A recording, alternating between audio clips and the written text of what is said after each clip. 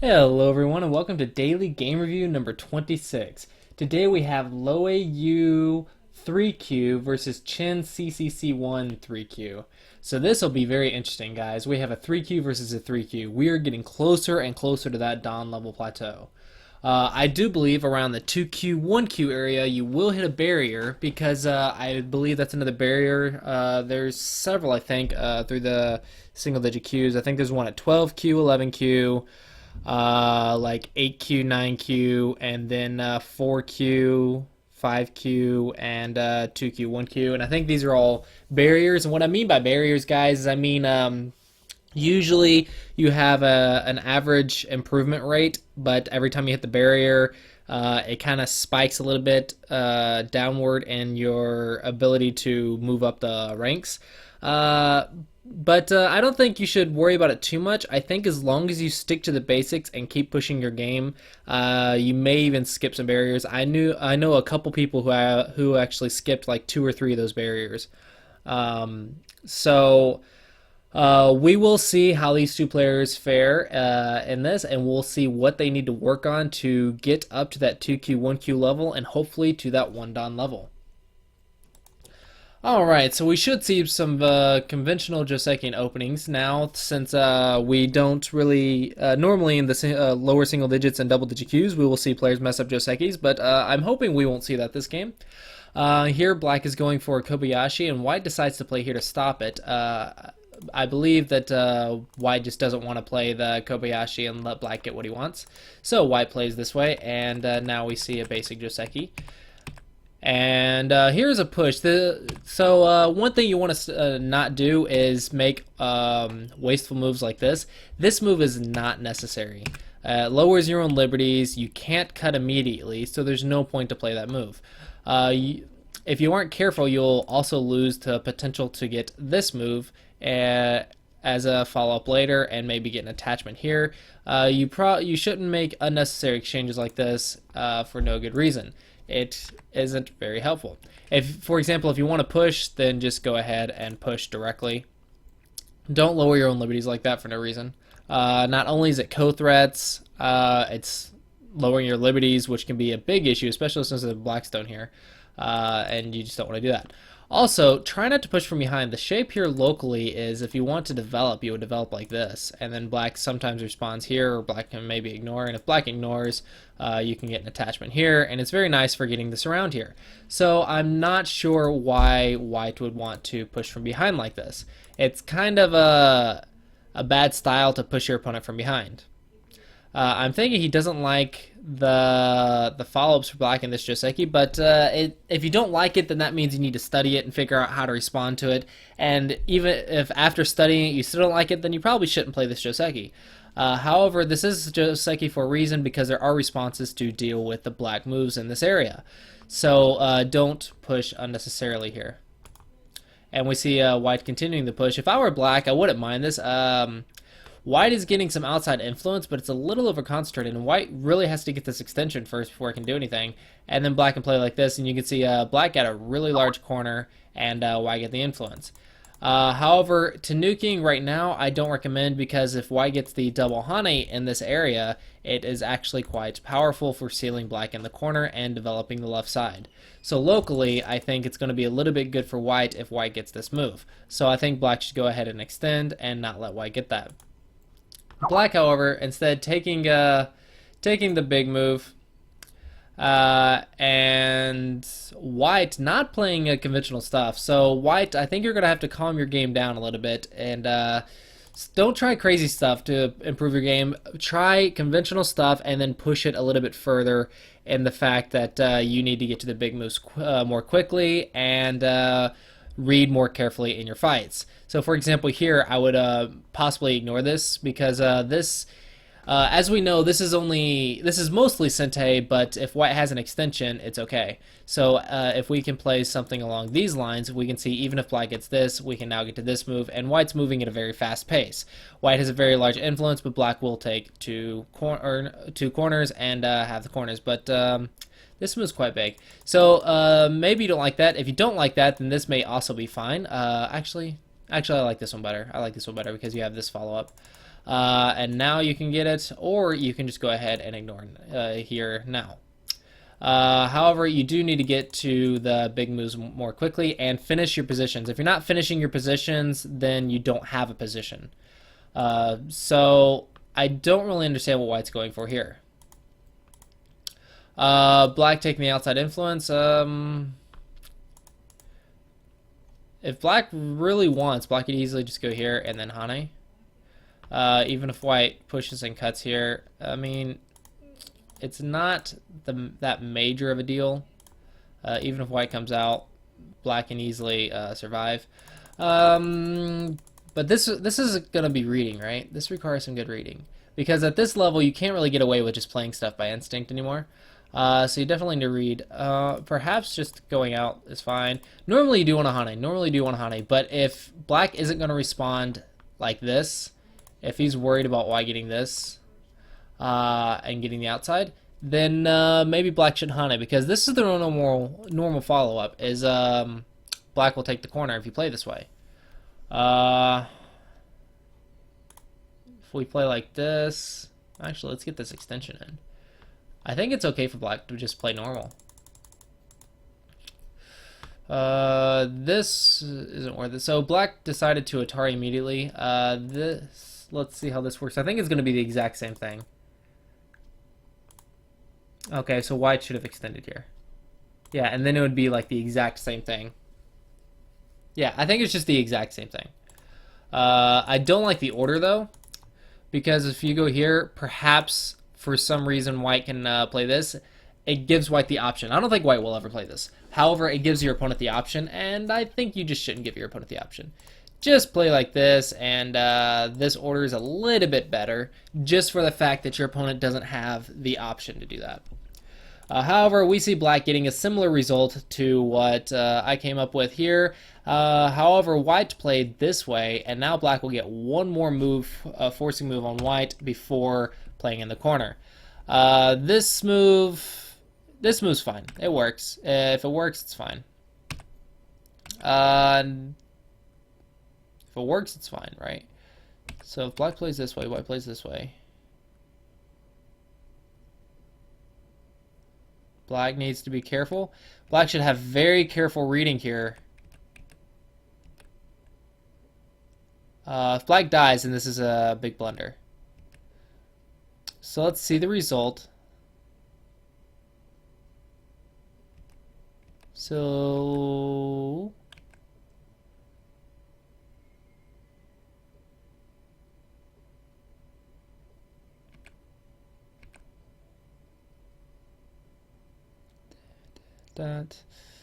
sorry guys, have to read a little bit here.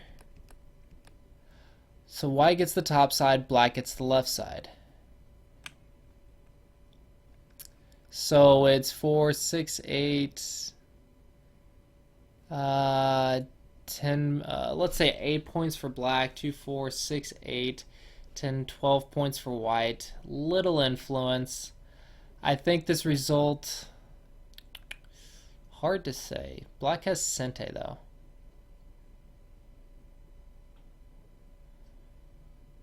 Maybe this is an okay result for black. Maybe this is an okay result for black. I don't see what's wrong with this move though. I think this one should be better. Yeah, this one's better. Yeah, this one's better. This one's better. So this is a mistake. It's overplay. If white can play this way and it leads to that result, it's overplay. So, gotta have careful reading and good judgment. And when you review your games, you should also think about this. Let's say, okay, I played this way in the game. This is the result. Let's judge this result and compare it to if I had just played a normal move, what was the result? And it looks like the other result is a little bit better. So, you can see at 3Q, they're still making some unnecessary moves and making things unnecessarily complicated. They should still simplify their games and calm their games down. Remember, guys, you don't have to play crazy to win. You need to play a little bit faster than your opponent. So try and get the exchanges to be good for you, and it should be okay. However, this exchange looks like black overplayed a little bit, and white was able to get a little bit better result. So now we see black coming down here and stopping white's extension. I do think, however, the right side is the next big move. I think this is good enough. So if it's good enough, then and it's a good result for you, then why not play it, right? You don't need to do anything super crazy. However, black seems to want to make sure white does not get his position, and we'll see how this plays out for him. Yeah, I don't see the jump very much in pro games. I don't want to say anything bad about this. But I have heard that the jumps like this are not played as much anymore, guys. So perhaps something a little bit different. So normally you have this option, you have this option, and you have this option. So let's check this option. We play out this Joseki. It plays like this. And white can get here, but black gets a large corner. But there is some endgame here. Don't forget there's endgame here.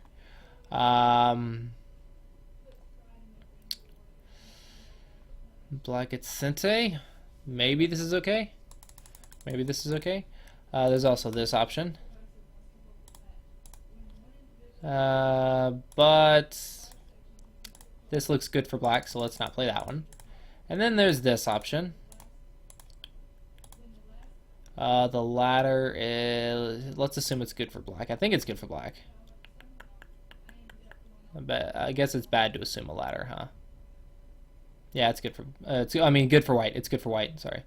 Good for white. So, this result...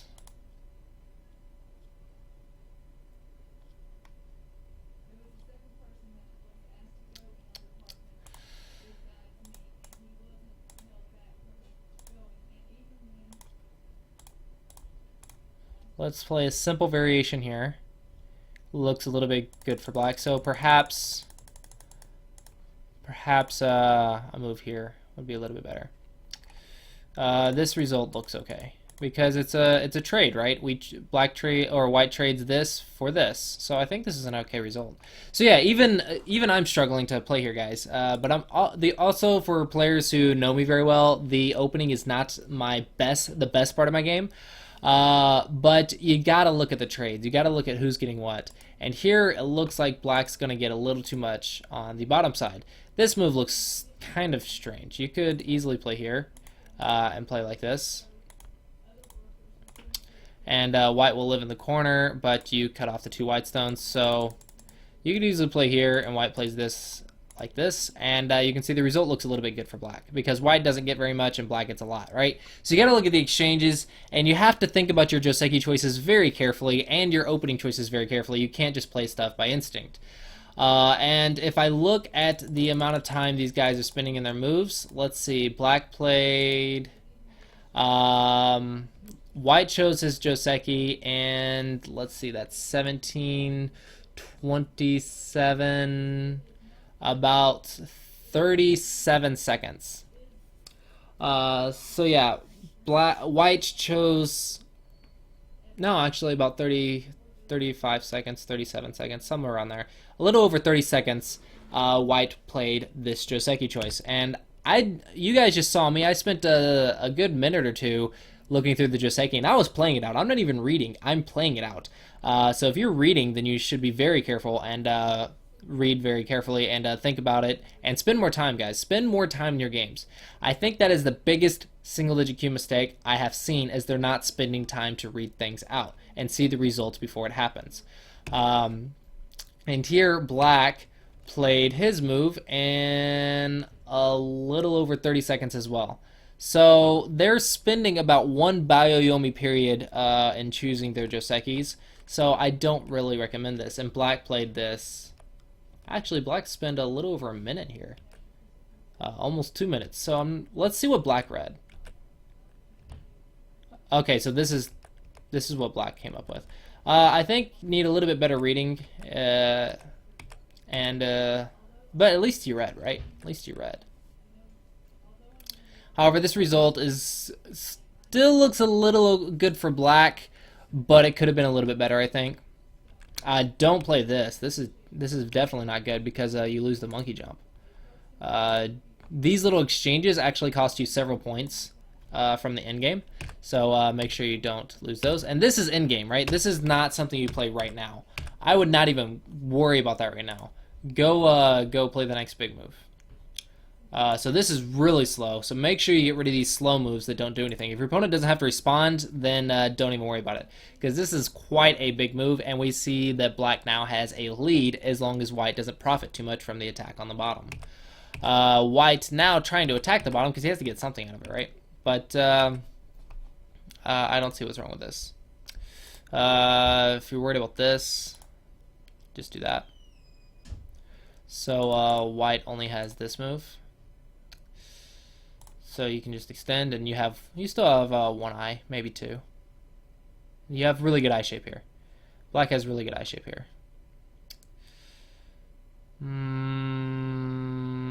Okay, so it's about one eye.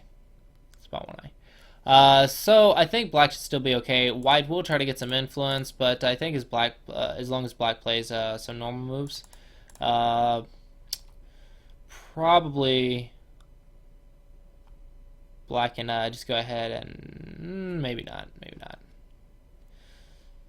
Let's see. White can't take this one no matter what, right? Yeah, so this is an eye no matter what. So black just needs one eye. So even just this.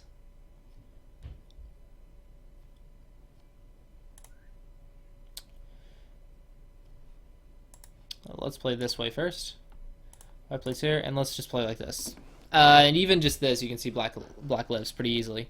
So I think white will get some influence here, but I think this move's much bigger than the influence, so I think the exchange is still good for black. So I think white definitely messed up by the Tanuki, or playing K2. However, black is going to give up a few points here with those 3 stones. I think the Atari's fine. Atari's probably fine.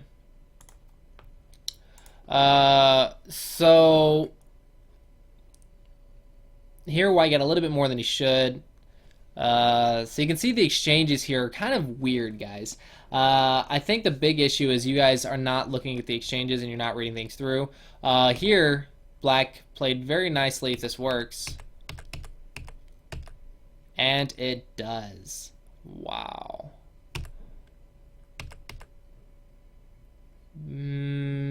Careful.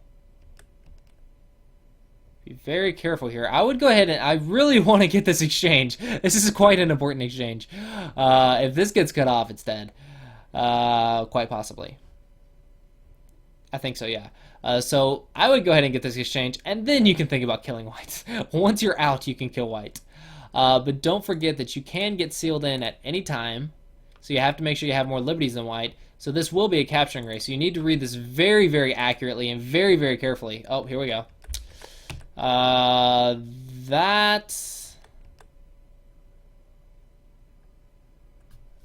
Yeah, okay. And it looks like white does die. So I think black had very good instincts here. I don't want to say he read it through because he didn't spend very much time reading this. However, normally you would want to read this through, guys. If you want to play at Don level, you have to start reading your sequences through before you play them. It's very, very important to read your stuff through.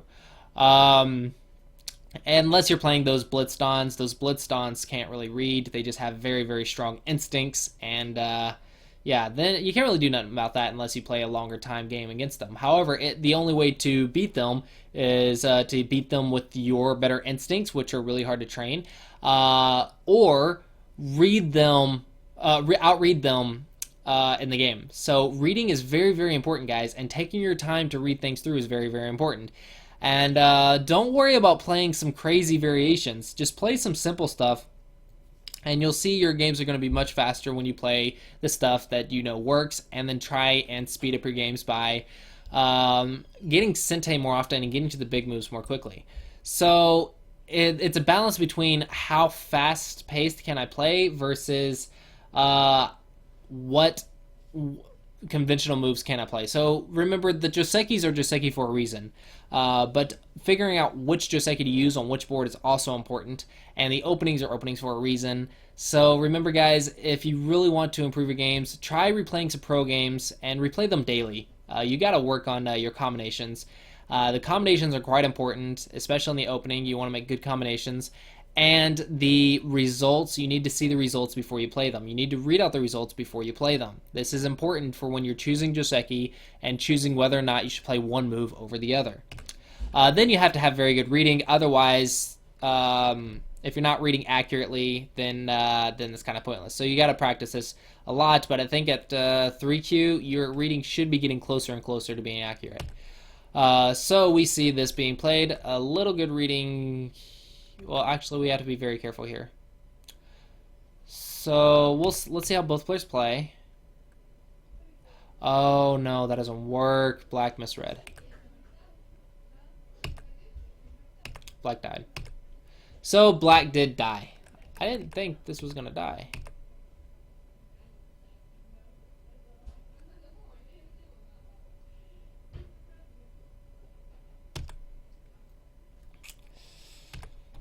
So if black plays here, yeah, white has way more liberties.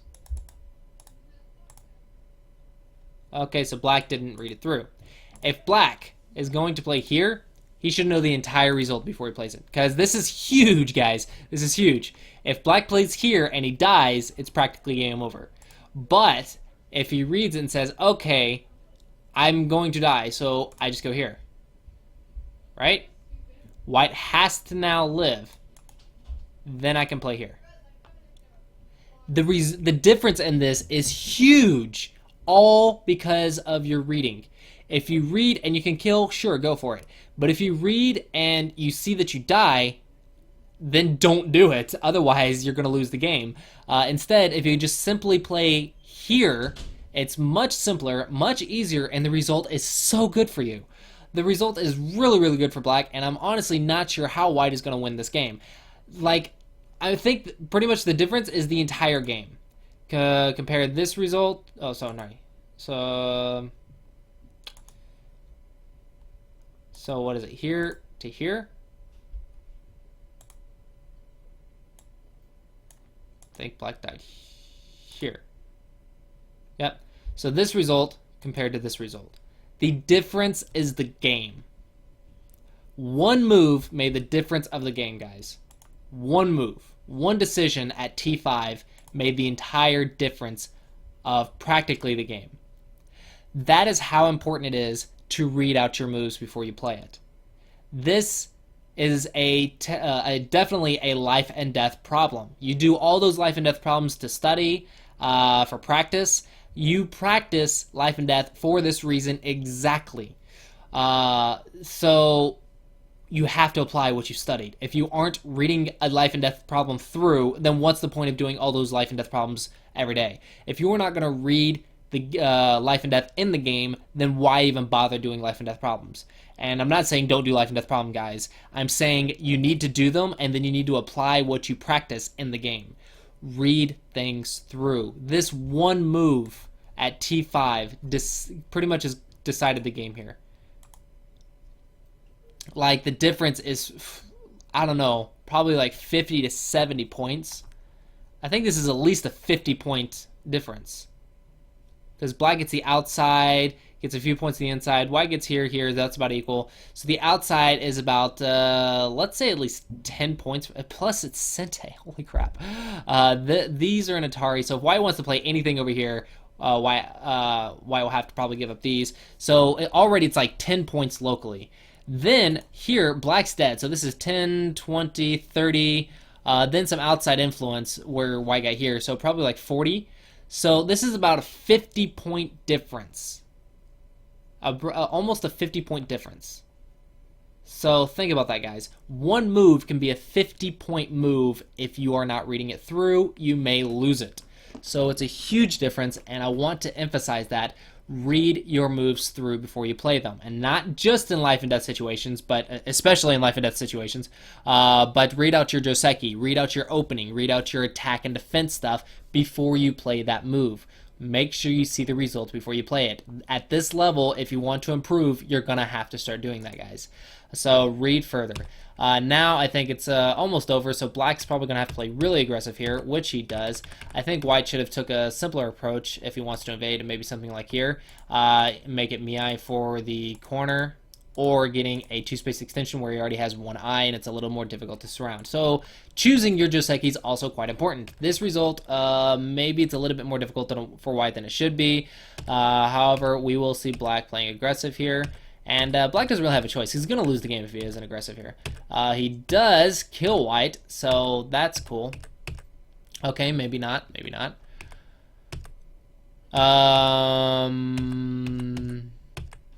White missing a chance to live. I think this lives, does it not? No, it does not. Because I can go here. White goes here, here. But here. Okay, so there's no cuts here either. So what if I go here? Black goes here. I go here. Black goes here. Okay, so maybe I can't live. Maybe I can't live. What if I go here? Black goes here. Definitely worth reading, right? So let's see. White played this move in 3 seconds. White didn't even consider living in the corner. So if you count the board, if white just lives in the corner, I think it's good enough. So I would definitely consider it. Looks like black made a little blunder here. Definitely want to push that eye space first, like so, and then kill. Yeah, definitely want to do that first. White may get something here, but it should still be dead. So gotta read very carefully. This is another life and death problem, guys, and you can see well, you can't see, but the players are actually taking very little time to read out this life and death problem, and white lives. So neither player reading the life and death problems, and both players just playing by instinct. And white has been getting pretty lucky in this game, actually. So black trying to kill white, and I think he's pretty much out of the game now. He's pretty much gone. And there should be no chance for black to win. Black did kill a couple things, but white took the corner. I guess you'd have to recount, huh? 10, 20, 30, let's about 60. Why is about maybe 70? This is a rough count, guys. 10, 20, 30, 40, 50, 60, 70. Okay, still pretty close because black did kill the center. So white misplayed in the center.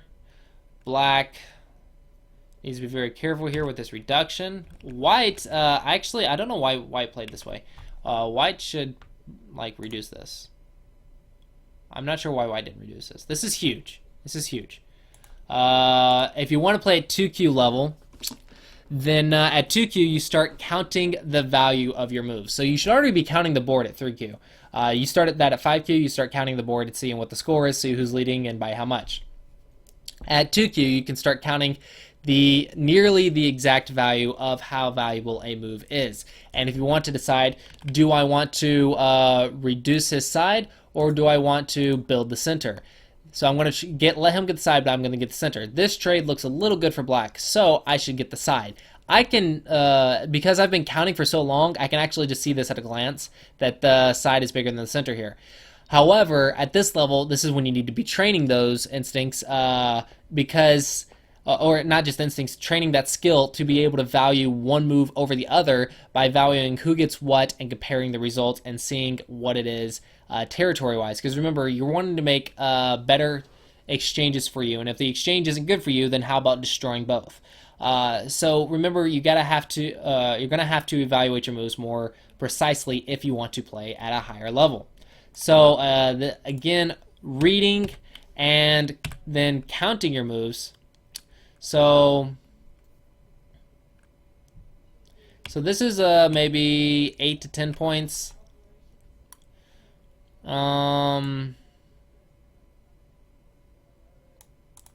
This Uh, 6-8. About the same, I guess. About the same. So yeah, you gotta start evaluating those moves.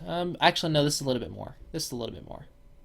It's a little bit more. Yeah, you gotta evaluate those moves a little bit more precisely. There's no way to cut this off. This is overplay. White's gonna lose a lot of points here. Black just cuts. Yep. White's gonna lose a lot of points. So White just lost 10 points. So actually, White made the exchange, lost a couple points in the center, and then gave Black 10 points when he died. So you can see it's kind of like made this move pointless, and now he actually lost more than he gained everywhere. And Black can jump in again. So you can see White losing maybe 15 to 20 points in this area alone. So you can see that even Q level players, they make 10 to 20 point mistakes left and right. They just don't know it. To get to Don, you're really going to have to get rid of most, if not all of these 10 to 20 point mistakes. I'm not saying Dons don't make large mistakes. It's just their mistakes are of lesser and lesser value. And then until you get to like 7 Don, 8 Don, where the mistakes are about 5 points or less. Actually, I think the mistakes are probably like 3 or 4 points or less usually, and they make only 2 or 3 a game. And well, a 2 or 3 obvious ones a game, and then you can see pros who can take advantage of those left and right and get a massive lead very quickly. Pros, you probably will see less than 5 point even the weak pros, you'll see them make mistakes, and all mistakes added up will be less than 5 points for the entire game, if that. Because at pro level, you have like even 1 or 2 point mistakes are insanely huge at their level. So if you want to improve, you got to think, I need to stop making these mistakes. Every single point mistake that you make adds up. So you can say here you just made a probably a 15 to 20 point mistake. So if you get rid of this, then you'll be 15 to 20 points stronger theoretically, right? So just get rid of the 15, 20 point mistakes and then keep working your way up by getting rid of more and more mistakes that you make. If you can get rid of all the mistakes, then you'll find yourself with a very solid game that is probably mid-Don level, and then it's about pushing your game to be even faster, where you're instead of you making mistakes and losing points, you're actually going to be making more valuable trades where you gain points but also take points and stuff like that. So you're going to be making mistakes for a long time. You can't get rid of that. What you want to get rid of is as many mistakes as possible. So yeah, it's a lot of stuff, guys. A lot of stuff to work on, but you can see that even at this level, there's game-losing mistakes left and right. So you have to fix that. I mean, if you want to improve, you're going to have to fix that, like right here. So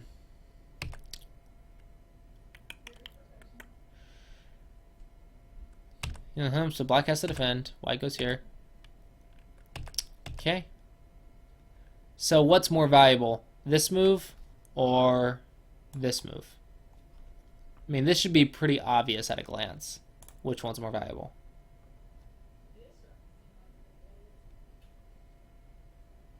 Yeah, just defend. So it should be pretty obvious at a glance which move is more valuable. This one versus this one. Just these little mistakes. They just add up.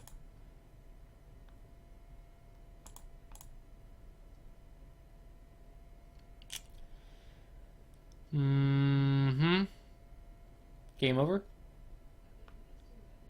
Oh, no, sorry. I completely...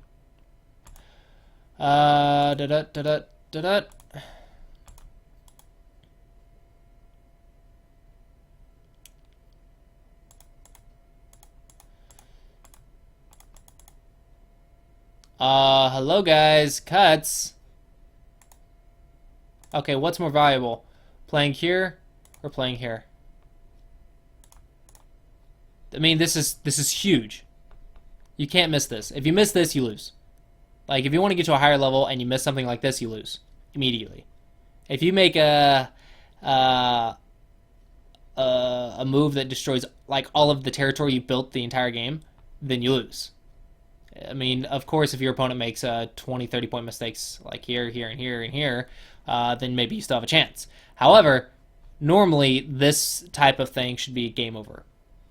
So it's a game-losing mistake that both players are just completely missing. So neither player sees the cuts.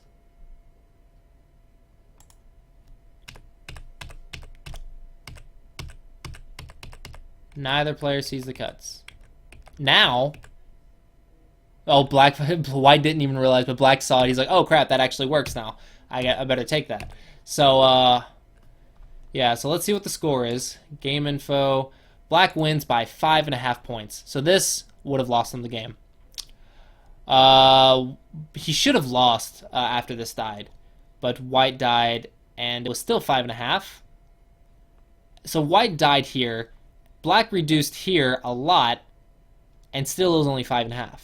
And Black almost lost the game again here. So, like, 1,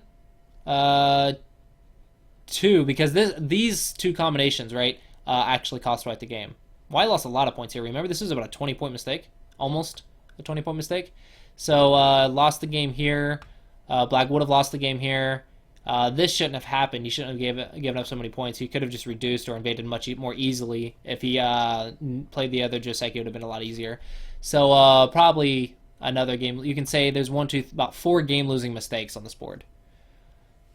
Oh, no, 5, because White should have died up here. So, let's say about 5 game-changing mistakes. Think about that, guys. Roughly, this is a little, maybe a little much, because maybe this corner can live and Black can still be okay or whatever. But this corner could have died, remember? So, about 5 mistakes that theoretically should be game-losing mistakes. So that's 5 game-losing mistakes, and this is at a 3Q level. Yeah. And this one can be double value, because White made a mistake and Black made a mistake, right? So, anyway, you can see that even at this level, there's so many game-losing mistakes. You really got to focus, guys, and get rid of those. These will lose you games that you should not lose. Remember just T5. Just read it out. Okay, I'm going to die. Let's not do it. Bam. Right there. Game changer. Just one move. Game changer. Just reading ahead. Using your time. Thinking. Game changer. Remember to think through your moves and read through. Don't forget to count and count the value of your moves. And review your games. See where you made those game-losing mistakes. And see if you can train your eyes to see them. And once you can do that, you'll pretty much train your eyes to see them before you play them. But alright, a lot of stuff and really high-level stuff here. Remember, guys, this is still 3Q level. This is actually pretty high level. So hopefully you guys enjoyed that, and hopefully you guys will learn from this, and hope this helps other people. It's a little above my teaching range, but hopefully the advice I gave you will help you improve your game. I know I didn't really give you too many specifics on how to improve it. I just said just stop doing this. That is because you guys are actually starting to catch up to me. I mean, I'm only, let's see, 4 or 5, about 6 or 7 ranks above you. I'm not that much stronger than you. Just a few more things to work on, and you guys should be getting close to Dawn level, if not Dawn level. So you're a little outside my teaching range. I normally stop about 5Q, 4Q. So hopefully you found the advice and the tips I gave you helpful, and hopefully you guys enjoyed the game. Or enjoyed the review, and hopefully the viewers enjoyed the review as well. So remember, guys, if you would like to submit your own game for a chance to get it reviewed, please see the link in the description below, and hopefully I will get to your game. So thanks for watching, guys, and I look forward to seeing you guys next time. Until then, bye-bye.